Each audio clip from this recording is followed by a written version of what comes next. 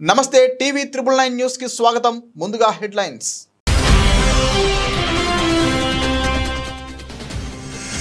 భారత్ పై భారీ సుంకాలు విధించాలన్న ట్రంప్ నిర్ణయంపై మాజీ సలహాదారు జాన్ బోల్టన్ విమర్శలు. కీలక భాగస్వామి అయిన భారత్ ను అనవసరంగా రెచ్చగొట్టడమేనని వ్యాఖ్య.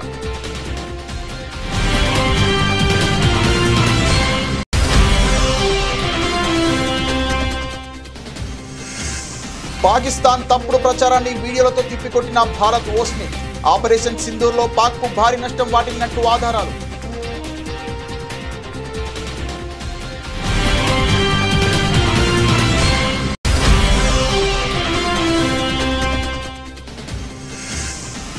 స్వాతంత్ర దినోత్సవం 1090 మందికి కేంద్రం పథకాలు. Police, fire, home guard, correctional services సిబ్బందికి పురస్కారాలు.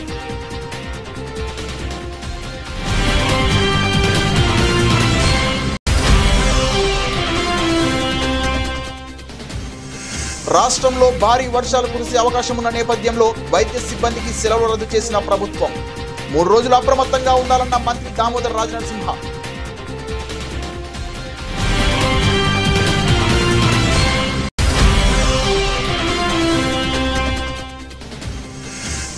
గత 40 రోజులలో 1.08 లక్షల మంది కార్యకర్తలు 1,20,00,000 ఇళ్లను సందర్శించారు. వెల్లడించిన టీడీపీ ఏపీ అధ్యక్షుడు పిల్లా శ్రీనివాసరావు.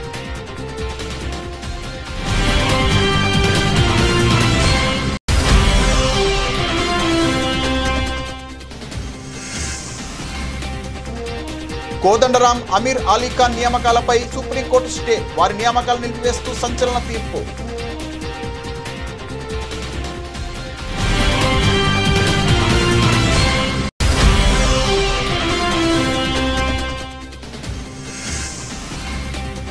పులివెందులలో టీడీపీ విజయం. టీడీపీ అభ్యర్థి లతారెడ్డికి శుభాకాంక్షలు తెలిపిన సీఎం చంద్రబాబు.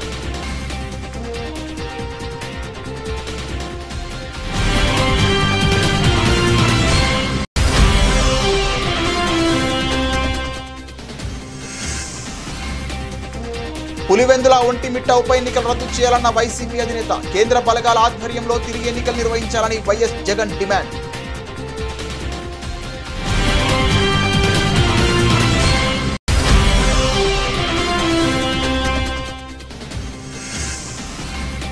హైదరాబాద్లో భారీ వర్షం. ప్రజలకు హైడ్రా కమిషనర్ సూచన.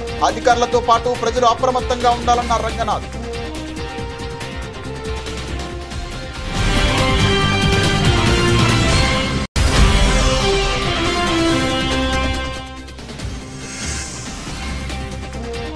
బుడమేరుకు మళ్లీ వరదలంటూ వార్తలు. వదంతులు నమ్మవద్దన్న జిల్లా కలెక్టర్ లక్ష్మీష.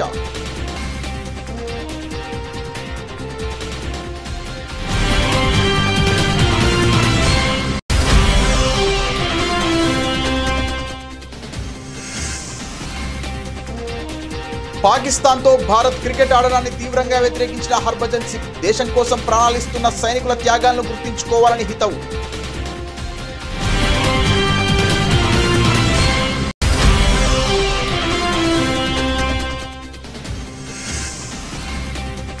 తిరుమల శ్రీవారిని దర్శించుకున్న జాన్వీ కపూర్, సిద్ధార్థ్ మల్హోత్రా. తీర్థ ప్రసాదాలు అందజేసి ఆశీర్వచనం చేసిన పండితులు.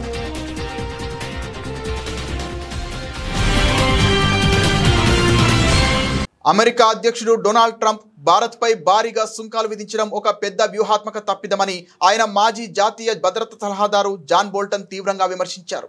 ఇది ఇరు దేశాల మధ్య ద్వైపాక్షిక సంబంధాలను దెబ్బతీస్తోందని, కీలక భాగస్వామి అయిన భారత్ ను అనవసరంగా రెచ్చగొట్టడమేనని ఆయన అభిప్రాయపడ్డారు. రష్యా నుంచి చమురు కొనుగోలు చేస్తుందన్న కారణంతో భారత్ పై ట్రంప్ ఏకంగా 50% సుంకాలు విధించిన విషయం తెలిసిందే. ఇందులో 25% కేవలం రష్యా చమురు కొనుగోలుకు జరిమానాగా విధించారు. ఈ నిర్ణయాన్ని ట్రంప్ గట్టిగా సమర్థించుకున్నారు. భారత్ భారీగా రష్యా చమురు కొంటూ దానికి బహిరంగ మార్కెట్లో అమ్మి పెద్ద లాభాలు గడిస్తోంది. రష్యా యుద్ధం వల్ల ఉక్రెయిన్లో ఎంతమంది చనిపోతున్నారనే దానిపై వారికి పట్టింపు లేదని ట్రంప్ తన సోషల్ మీడియా ప్లాట్ఫామ్ ట్రూత్ సోషల్లో ఆరోపించారు. అయితే ట్రంప్ తీరును బోల్టన్ తప్పుపట్టారు.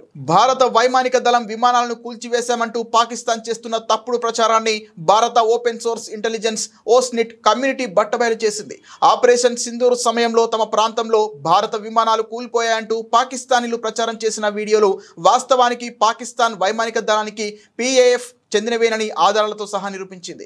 ఈ ఏడాది ఏప్రిల్ 22న పహల్గాంలో జరిగిన ఉగ్రదాడికి ప్రతిస్పందనగా మే నెలలో భారత వైమానిక దళం ఆపరేషన్ సింధూర్ చేపట్టిన విషయం తెలిసిందే. ఈ ఆపరేషన్లో పాక్ ఆక్రమిత కాశ్మీర్లోని 9 ఉగ్రవాద శిబిరాలను, పలు ఎయిర్ ఫీల్డ్లు, రాడార్ వ్యవస్థలను IAF ధ్వంసం చేసింది. ఈ క్రమంలో భారత విమానాలు కూలిపోయాయంటూ పాకిస్తాన్లోని దీనా, గుజరాత్, సియాల్కోట్ వంటి ప్రాంతాల ప్రజలు కొన్ని వీడియోలను సామాజిక మాధ్యమాల్లో పోస్ట్ చేశారు. విమాన శకలాలను చూపిస్తూ పారాచూట్లతో పైలట్లు దిగడం చూశామంటూ వారు చెప్పుకొచ్చారు. అయితే గత 3 నెలలుగా ఈ వీడియోలపై భారత ఓస్నెట్ కమ్యూనిటీ చేసిన విశ్లేషణలో అసలు వాస్తవాలు వెలుగులోకి వచ్చాయి. ఆ వీడియోల్లో కనిపిస్తున్న విమాన శకలాలు పాకిస్తాన్ వైమానిక దళానివేనని, తమకు జరిగిన నష్టాన్ని కప్పిపుచ్చుకునేందుకే పాక్ ఈ ప్రచార నాటకానికి తెరరేపిందని తేలింది. ముఖ్యంగా ఆ శకలాల్లో IAF విమానాల్లో వాడే రష్యన్ AL-31F ఇంజన్ల వంటి భాగాలు లేవని ఓస్నెట్ నిపుణులు స్పష్టం చేశారు. స్వాతంత్ర్య దినోత్సవాన్ని పురస్కరించుకొని దేశవ్యాప్తంగా వివిధ విభాగాల్లో పనిచేస్తున్న సిబ్బందికి అందించే శౌర్య సేవా పథకాల జాబితాను కేంద్ర హోం మంత్రిత్వ శాఖ శుక్రవారం ప్రకటించింది. ఈ ఏడాది మొత్తం 1090 మంది సిబ్బందిని ఈ పురస్కారాలకు ఎంపిక చేశారు. విధి నిర్వహణలో అసమాన ధైర్య సాహసాలు ప్రదర్శించిన వారికి అందించే శౌర్య పథకాలలో అత్యధికం జమ్మూ కాశ్మీర్ సిబ్బందికే దక్కడం విశేషం. ఈ ఏడాది ప్రకటించిన మొత్తం 1090 పథకాలలో 233 శౌర్య పథకాలు, 99 రాష్ట్రపతి విశిష్ట సేవా పథకాలు, 758 ప్రశంసనీయ సేవా పథకాలున్నాయి. దేశ శాంతి భద్రతల పరిరక్షణలో కీలక పాత్ర పోషించే పోలీస్ శాఖకు అత్యధిక పథకాలు లభించాయి. పోలీస్ విభాగంలో 226 మందికి శౌర్య పథకాలు, 89 మందికి రాష్ట్రపతి విశిష్ట సేవా పథకాలు, 635 మందికి ప్రశంసనీయ సేవా పథకాలు ప్రకటించారు. శౌర్య పథకాలు పొందిన వారిలో జమ్మూ కాశ్మీర్ తర్వాత సెంట్రల్ రిజర్వ్ పోలీస్ ఫోర్స్, సరిహద్దు భద్రతా దళం సిబ్బంది తర్వాతి స్థానాల్లో ఉన్నారు. ఇతర విభాగాలైన ఫైర్ సర్వీసెస్ లో 6 శౌర్య పథకాలు, 5 రాష్ట్రపతి విశిష్ట సేవా పథకాలు, 51 ప్రశంసనీయ సేవా పథకాలు సహా మొత్తం 62 పురస్కారాలు ప్రకటించారు. హోంగార్డు, సివిల్ డిఫెన్స్ విభాగంలో 1 శౌర్య పథకం, 3 రాష్ట్రపతి విశిష్ట సేవా పథకాలు, 41 ప్రశంసనీయ సేవా పథకాలున్నాయి. కరెక్షనల్ సర్వీసెస్ లో 2 రాష్ట్రపతి విశిష్ట సేవా పథకాలు, 31 మందికి ప్రశంసనీయ సేవా పథకాలు అందించనున్నారు. రాష్ట్రంలో రానున్న 3 రోజుల పాటు భారీ వర్షాలు కురిసే అవకాశం ఉన్న నేపథ్యంలో వైద్య సిబ్బందికి ప్రభుత్వం సెలవులు రద్దు చేసింది. ఈ 3 రోజుల పాటు ఆరోగ్య శాఖ అధికారులు, సిబ్బంది అప్రమత్తంగా ఉండాలని మంత్రి దామోదర రాజనరసింహ సూచించారు. ఆరోగ్య శాఖ ఉన్నతాధికారులతో మంత్రి టెలికాన్ఫరెన్స్ నిర్వహించారు. ఆసుపత్రుల సూపరింటెండెంట్లు, RMOలు, వైద్యాధికారులు, వైద్యులు, సిబ్బంది ఖచ్చితంగా ఆసుపత్రుల్లోనే ఉండాలని ఆదేశించారు. అందుకు అనుగుణంగా ఏర్పాట్లు చేసుకోవాలని చెప్పారు. అందరికీ సెలవులు రద్దు చేయాలని ఉన్నతాధికారులను మంత్రి ఆదేశించారు. అంబులెన్సులు, 102 వాహనాలు అన్ని సిద్ధంగా ఉంచుకోవాలని, ఎక్కడ అత్యవసరం ఉన్నా తక్షణమే వెళ్లి రోగులను తరలించేలా డ్రైవర్లు, EMTలను 24 గంటలు అందుబాటులో ఉంచుకోవాలన్నారు. ఆసుపత్రుల్లో విద్యుత్ అంతరాయం లేకుండా చర్యలు తీసుకోవాలని, కరెంటు పోతే ఆ మరుక్షణమే జనరేటర్లను ప్రారంభించి రోగులకు ఇబ్బంది లేకుండా చూసుకోవాలని ఆదేశించారు. భారీ వర్షాల నేపథ్యంలో ఆసుపత్రులలోకి నీరు చేరకుండా ముందు జాగ్రత్త చర్యలు తీసుకోవాలని ఆదేశించారు. సుపరిపాలన తొలి అడుగు కార్యక్రమంలో భాగంగా గత 40 రోజులలో 1.08 లక్షల మంది కార్యకర్తలు 1,20,00,000 ఇళ్లను సందర్శించారని టీడీపీ రాష్ట్ర అధ్యక్షుడు పల్లా శ్రీనివాసరావు తెలిపారు. టెక్నాలజీని ఉపయోగించి జియో ట్యాగింగ్ ద్వారా ఈ కార్యక్రమాన్ని పర్యవేక్షించామన్నారు. ఈ కార్యక్రమం ద్వారా ఏడాది కాలంలో ప్రజలు పొందిన లబ్ధి, ప్రభుత్వ పాలనపై వారి అభిప్రాయాలను తెలుసుకున్నట్లు పేర్కొన్నారు. గత 12 నెలలుగా కూటమి ప్రభుత్వం చేసినటువంటి అభివృద్ధి కార్యక్రమాలు ఉన్నాయో ఆ అభివృద్ధి కార్యక్రమాలని ప్రజల దృష్టికి తీసుకువెళ్ళడం, మళ్ళీ వారి దగ్గర నుంచి ఫీడ్బ్యాక్ తీసుకొని మళ్ళీ పార్టీకి తెలియజేయడం. ఈ విధంగా సుమారు 40 రోజులు 1,08,000 మంది కార్యకర్తలు ప్రతిరోజు కూడా పాల్గొని ఇంటింటికి వెళ్ళి ఏదైతే మేము ఇచ్చినటువంటి పాంప్లెట్ ఉందో ఆ పాంప్లెట్ని ప్రతి ఇంటికి కూడా చేరవేయడం జరిగింది. ఈరోజు ఒకసారి ఆ కార్యక్రమంలో ఎన్ని గడపలు, ఎన్ని ఇల్లులు టచ్ చేశారా అనేది కానీ ఒకసారి చూసుకుంటే, ఎందుకంటే ఈరోజు మా యువ నాయకులు కేవలం ఇంటింటికి వెళ్ళారు, మన పాంప్లెట్ ఇచ్చారు అంటే తీసుకునే విధంగా కాదు. దాన్ని మేము టెక్నాలజీతో జోడించి ప్రతి ఇంటి దగ్గర కూడా ఆ జియో ట్యాగింగ్ వచ్చినట్టుగా ఆ డేటా అంతా కూడా బ్యాక్గ్రౌండ్ చెక్ చేసుకొని మరి ఈరోజు మీకు తెలియజేస్తున్నాం. ఈ గడిచిన 40 రోజులుగా ప్రతిరోజు 1,00,000 మంది మరి తిరిగి ఈ రాష్ట్రంలో 1,20,00,000 ఇల్లుని టచ్ చేయడం జరిగిందని చెప్పి ఈ సందర్భంగా తెలియజేస్తున్నాం. ఎగ్జాక్ట్గా ఫిగర్ చెప్పాలి అంటే 1,20,53,109 ఇల్లులు మరి ఈరోజు మా క్యాడర్ అంతా వెళ్ళి ఈ సుపరిపాలనలో తొలి అడుగు అనే కార్యక్రమాన్ని భాగంగా ఇన్ని ఇల్లులు టచ్ చేయడం జరిగిందని చెప్పేసి ఇంటింటికి వెళ్ళడం జరిగిందని చెప్పి మీకు తెలియజేస్తున్నాం. అంటే రాష్ట్రంలో 1,50,00,000 ఇల్లులుంటే 1,20,00,000 ఇల్లులు మా కేడరు గడిచిన 40 రోజులుగా మరి ఇంటింటికి వెళ్లి ఈ సుపరిపాలన తొలి అడుగులో పాంప్లెట్ ఇవ్వడం జరిగిందని చెప్పి తెలియజేస్తున్నాం. తెలంగాణ జనసమితి అధ్యక్షుడు కోదండరాం అమీర్ అలీఖాన్ నియామకాలపై సుప్రీంకోర్టు స్టే విధించింది.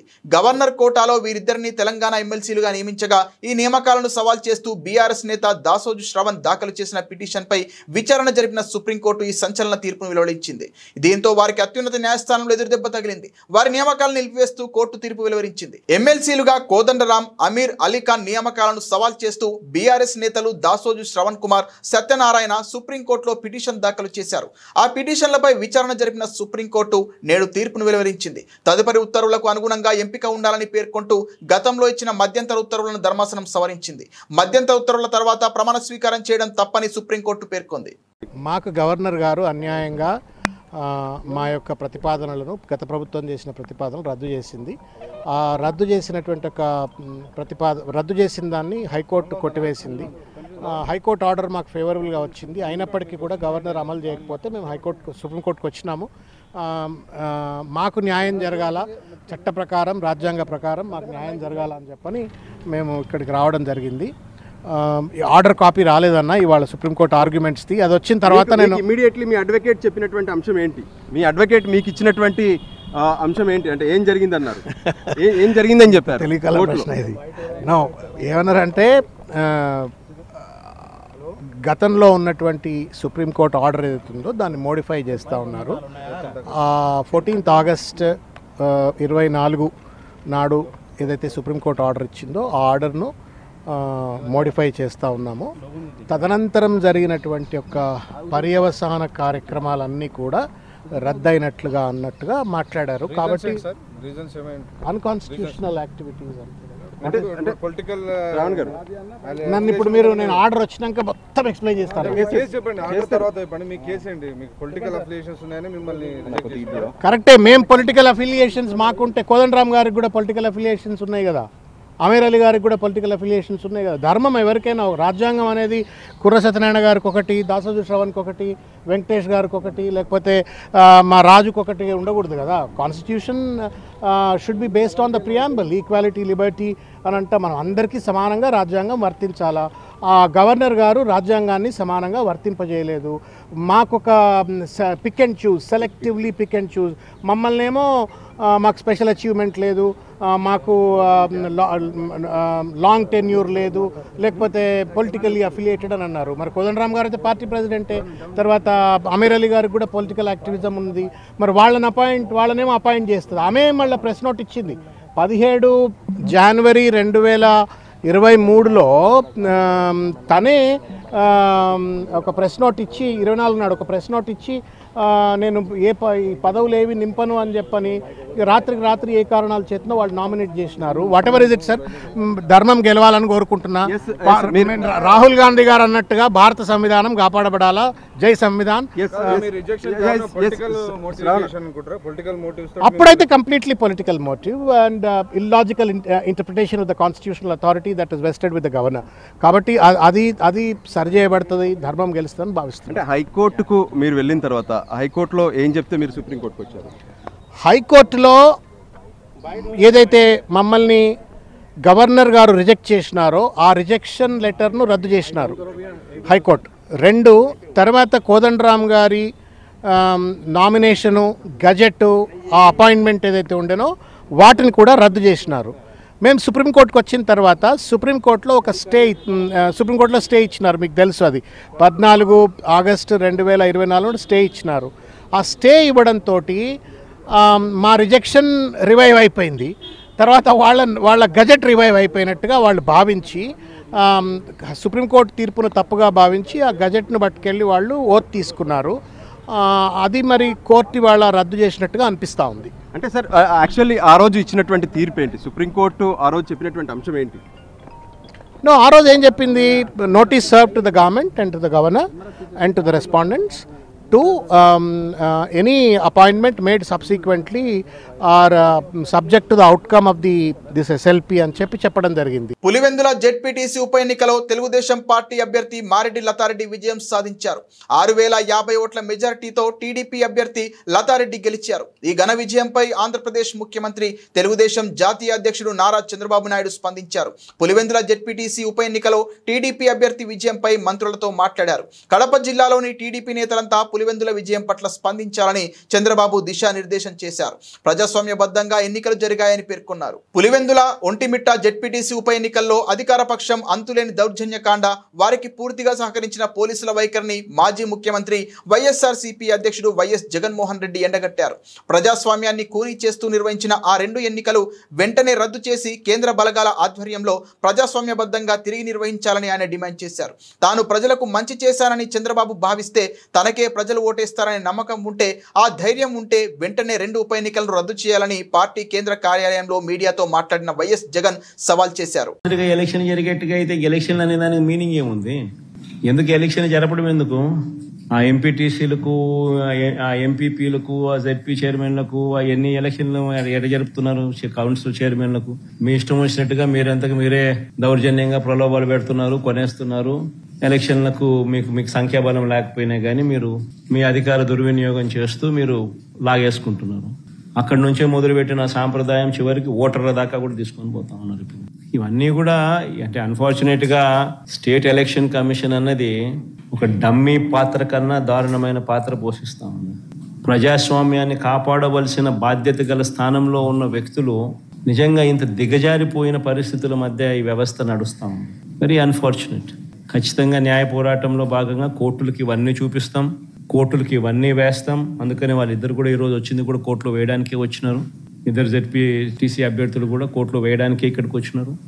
ఈ డీటెయిల్స్ అన్ని తీసుకొని వీళ్ళు కోర్టులో వేస్తారు. న్యాయస్థానం ముందర ఇవన్నీ కూడా ఉంచడం జరుగుతుంది. డిమాండ్ వుడ్ బి కేంద్ర బలగాల చేత, కేంద్ర బలగాల ఆధ్వర్యంలో ప్రజాస్వామ్యబద్ధంగా ఎన్నికలు జరిగించాలి అన్నది డిమాండ్ ఉంది. ఆ డిమాండ్తోనే కోర్టుకు కూడా ఆశ్రయించడం కూడా జరుగుతుంది. జాయిన్ అనే దానికి మీనింగ్ ఏంది? What is the meaning and definition of joining? State election commission ముందర మాకున్న అభ్యంతరాలను, జరిగిన అన్యాయాలను సవివరంగా వివరించినాం. ఇన్ఫ్యాక్ట్ దేశంలో కల్లా ఎక్కడన్నా బిగ్గెస్ట్ అనామలీ ఎక్కడన్నా జరిగిందంటే అది రాష్ట్రంలోనే. 12.5% వాళ్ళు ఓటు ముగిసే నాటికి, ఓట్లు కౌంటింగ్ నాటికి percentage of difference highest in the country బహుశా ఆంధ్ర రాష్ట్రంలోనే జరిగింది. 12.5%, అంటే దాదాపుగా 48 లక్షల ఓట్లు ఆ స్థాయిలో జరిగినప్పుడు అది ఎలక్షన్ కమిషన్కి మొన్న ప్రజెంటేషన్లో మా వాళ్ళంతా పోయి ఇచ్చినాం. ఎలక్షన్ కమిషన్కి చెప్పినాం ఇంటెన్సివ్ రివిజన్ ఏదైతే ఎక్సర్సైజ్ ఉందో అది ఆంధ్ర రాష్ట్రంలో కూడా మేము చేస్తాము అని చెప్పి కూడా సానుకూలంగా చెప్పినారు. కానీ at the end of the day అన్ఫార్చునేట్గా ఏం చేయగలుగుతాం? అయ్యా చంద్రబాబు, నీకు ప్రజలు ఓటేస్తారని నమ్మకం ఉన్నప్పుడు, నువ్వు నిజంగానే మంచి చేసావు అని చెప్పి నిజంగా నువ్వు అనుకుంటే ఎందుకు ఇవన్నీ చేయాలా? నువ్వు ప్రజలకు మంచి చేయలేదని నీకు తెలుసు కాబట్టి, ప్రజలు నీకు ఓటు వెయ్యరు అని నీకు తెలుసు కాబట్టి, ప్రజాస్వామ్యబద్ధంగా ఎన్నిక జరిగితే నీకు ఓట్లు పడవు అని నీకు తెలుసు కాబట్టి ఈ స్థాయిలో దౌర్జన్యానికి దిగుతూ ఉండవు. 2017లో కూడా మీ అందరికీ గుర్తుండే ఉంటుంది, నంద్యాల బై ఎలక్షన్స్ జరిగినాయి. కరెక్ట్గా 2019 జనరల్ ఎలక్షన్స్కు 1.5 ఇయర్ ముందు, నా పాదయాత్ర స్టార్ట్ కాక మునుపు నంద్యాల బై ఎలక్షన్స్ జరిగినాయి. అప్పుడు కూడా ఇదే మాదిరిగానే నంద్యాల బై ఎలక్షన్స్ కూడా మైక్రో మేనేజ్మెంట్ చేసినారు. చేసి 27,000తో గెలిచినారు. గెలిచి సంకలు గుద్దుకున్నారు. 27,000 గెలిచినా వైఎస్ఆర్సీపీ పని అయిపోయింది, తెలుగుదేశం పార్టీ బాయింట్గా ఉంది, బ్రహ్మాండంగా ఉంది అని అందరితో నన్ను తిట్టించినారు, వైఎస్ఆర్సీపీని తిట్టించినారు, తెలుగుదేశం పార్టీ బ్రహ్మాండంగా ఉందన్నారు. కరెక్ట్గా 1.5 ఇయర్ తర్వాత అదే నంద్యాలలోనే 35,000తో గెలిచినాం వైఎస్ఆర్సీపీ. రాష్ట్ర వ్యాప్తంగా కూడా చంద్రబాబు నాయుడు భూస్థాపితం చేసినారు ప్రజలంతా. ఎక్కడైనా కూడా ప్రజాస్వామ్యంలో ప్రజలకు మంచి చేసి ఓట్లు అడిగితే, ప్రజలు మనస్ఫూర్తిగా ఓట్లు వేస్తే 4 కాలాలు వర్ధిల్లుతారు. ఈ ఆదిరిగా దౌర్జన్యాలు చేస్తే ఆ దౌర్జన్యాలంతా కూడా టెంపరీగా మీకు ఏదైనా ఉపయోగపడతాయేమో కానీ చివరికి వచ్చేసరికి కన్ను మూసుకొని కళ్ళు తెరిచేసరికి 1.5 ఇయర్ అయిపోయింది. అప్పుడే కన్ను మూసుకొని కళ్ళు తెరిచేసరికి మరో 3 ఏళ్ళు కూడా అయిపోతాయి.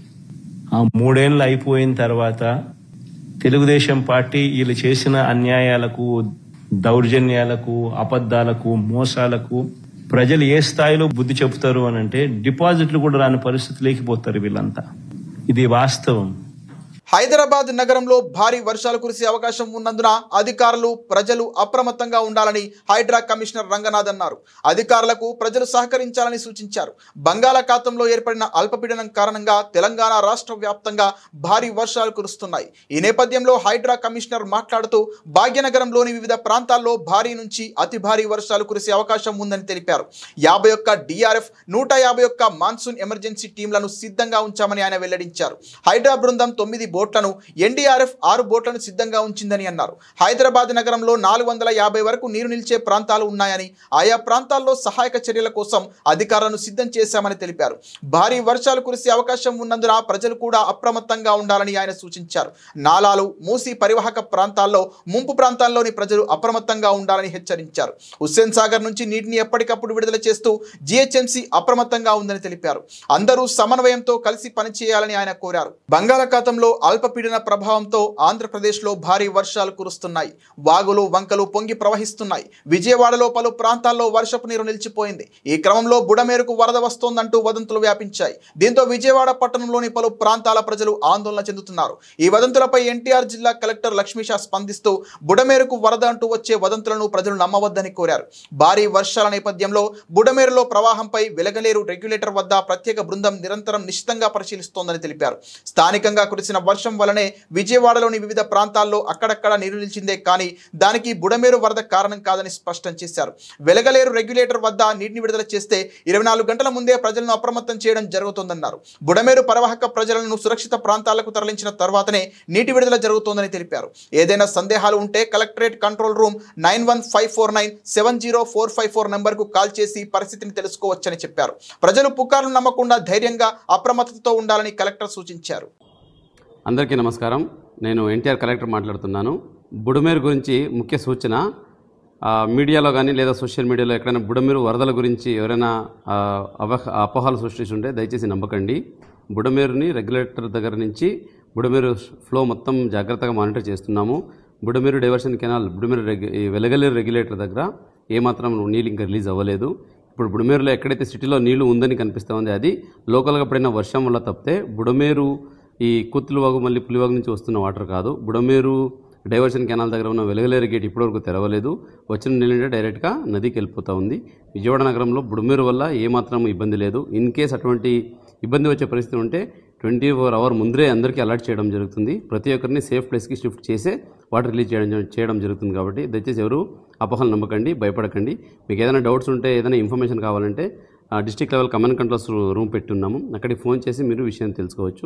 దయచేసి అపోహలు నమ్మకండి, మీరు ధైర్యంగా ఉండండి, కానీ జాగ్రత్తగా ఉండండి మాత్రమే సందర్భంగా తెలియజేస్తూ ఉన్నాను. Thank you. సరిహద్దుల్లో మన సైనికులు దేశం కోసం ప్రాణ త్యాగాలు చేస్తుంటే పాకిస్తాన్తో క్రికెట్ ఆడటం ఎంతవరకు సమంజసమని భారత మాజీ స్పిన్నర్ హర్భజన్ సింగ్ తీవ్రంగా ప్రశ్నించాడు.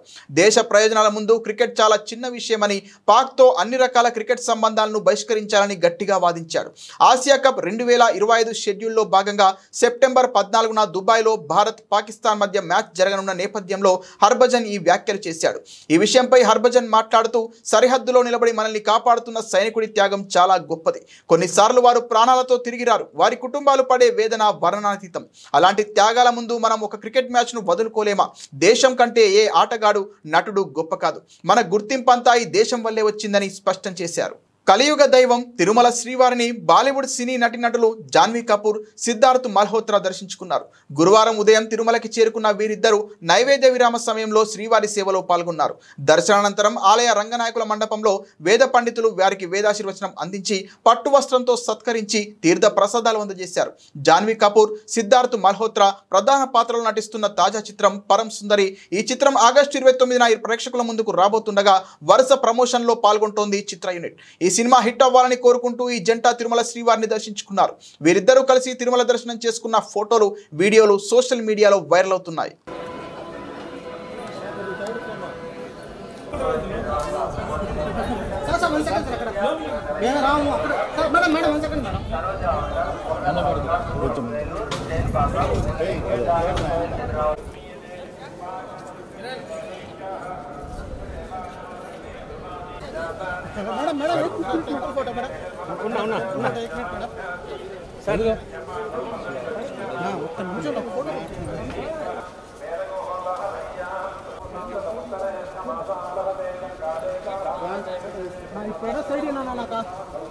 బులెటిన్ ముగించే ముందు హెడ్లైన్స్ మరోసారి.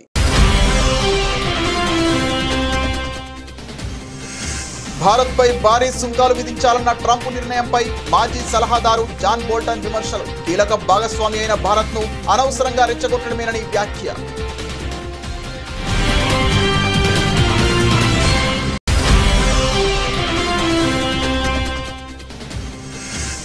పాకిస్తాన్ తప్పుడు ప్రచారాన్ని వీడియోలతో తిప్పికొట్టిన భారత్ ఓస్ని. ఆపరేషన్ సింధూర్లో పాక్కు భారీ నష్టం వాటిల్లినట్టు ఆధారాలు.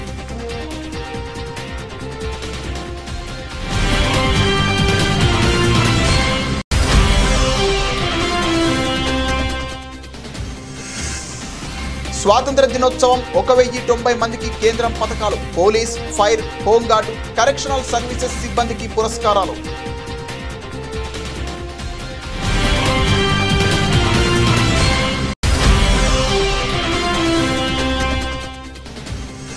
రాష్ట్రంలో భారీ వర్షాలు కురిసే అవకాశం ఉన్న నేపథ్యంలో వైద్య సిబ్బందికి సెలవులు రద్దు చేసిన ప్రభుత్వం. 3 రోజులు అప్రమత్తంగా ఉండాలన్న మంత్రి దామోదర్ రాజనరసింహ.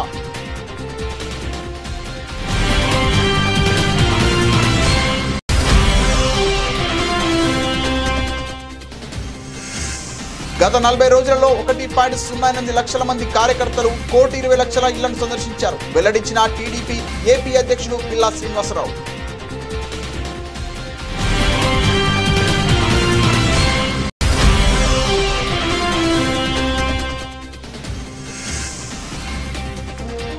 కోదండరాం, అమీర్ అలీఖాన్ నియామకాలపై సుప్రీంకోర్టు స్టే. వారి నియామకాలు నిలిపివేస్తూ సంచలన తీర్పు.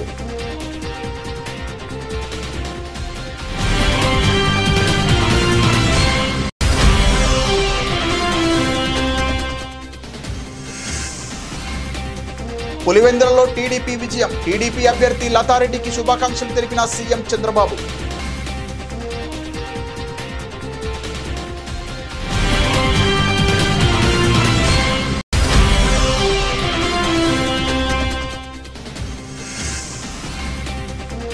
పులివెందుల ఒంటిమిట్ట ఉప ఎన్నికలు రద్దు చేయాలన్న వైసీపీ అధినేత. కేంద్ర బలగాల ఆధ్వర్యంలో తిరిగి ఎన్నికలు నిర్వహించాలని వైఎస్ జగన్ డిమాండ్.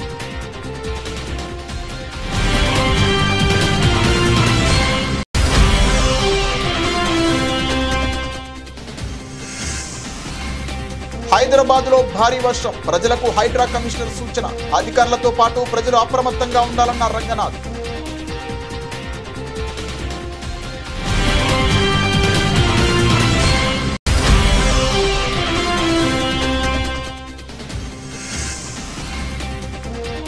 బుడమేరుకు మళ్లీ వరదలంటూ వార్తలు. వదంతులు నమ్మవద్దన్న జిల్లా కలెక్టర్ లక్ష్మీష.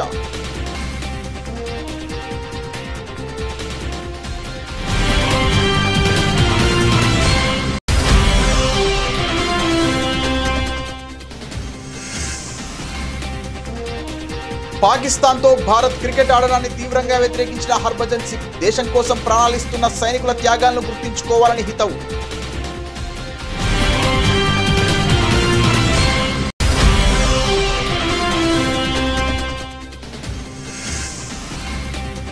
తిరుమల శ్రీవారిని దర్శించుకున్న జాన్వీ కపూర్, సిద్ధార్థ్ మల్హోత్రా. తీర్థ ప్రసాదాలు అందజేసి ఆశీర్వచనం చేసిన పండితులు.